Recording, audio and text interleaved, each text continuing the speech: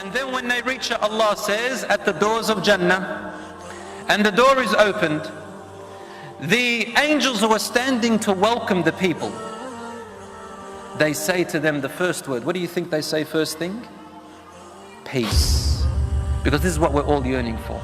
We're yearning for the everlasting comfort of peace in our heart and for the rest of our life, physically, in our feelings, in our ears, with what we see, with how we speak. And that's the first thing the angels say.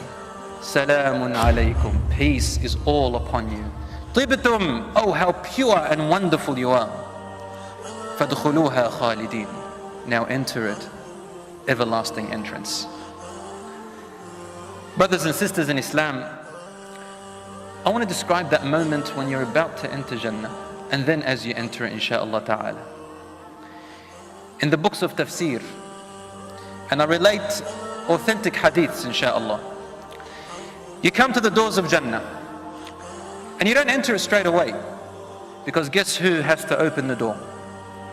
He is Muhammad sallallahu alayhi wa sallam. And he grabs the ring. Allahu alam what that ring looks like.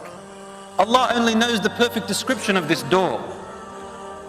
It's a marvelous door, huge door, very wide, hundreds of kilometers wide in fact, because Allah subhanahu wa ta'ala's doors to Jannah are wide and His generosity is immense.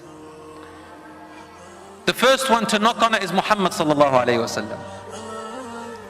And the guardian behind the door, the angel, asks, who is it?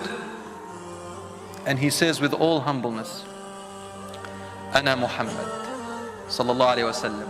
I am Muhammad sallallahu alayhi wa sallam. And the angel says, Bika umirtu alla aftaha illa ilayk wa lak. It is you who I have been commanded to not open the door to anyone but you. And the door is opened. He is the one privileged, our Prophet Muhammad sallallahu alayhi wa sallam. Imagine, brothers and sisters, if you are the first group that enters with the Prophet sallallahu alayhi wa sallam. Now, the other people who are waiting, you see people come in lines. And as you come to the doors of Jannah, there is like a waiting area. And the doors get crowded. The doors get very crowded according to the hadith, even though they are hundreds of kilometers wide. And the people want to race in there. And there are people waiting. So you're waiting there. And the first thing that you are given is to quench your thirst. After all this time of waiting in the Day of Judgment, you are given wine, which is mixed with ginger, to refresh yourself in the waiting area. And you are with these beautiful people with bright faces. They're all smiling, they're all cheerful.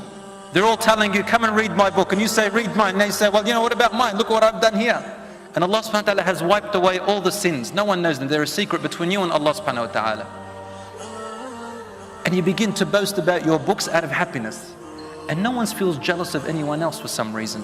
The feelings are starting to change. Because Allah says in the Quran, وَنَزَعْنَا مَا فِي قُلُوبِهِم مِّنْ غِلٍّ. We will take out from their hearts every bad feeling. No jealousy, no hatred, no envy, no competition. None of that. And everybody's happy for everyone else. In fact, everyone's happy for what they've received. And then the entrance begins. Your name is called out one by one. And you enter Jannah one by one.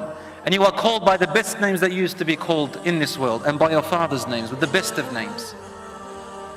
As you enter into Jannah, you get lost in the beauty of what you hear, what you see, and who you meet.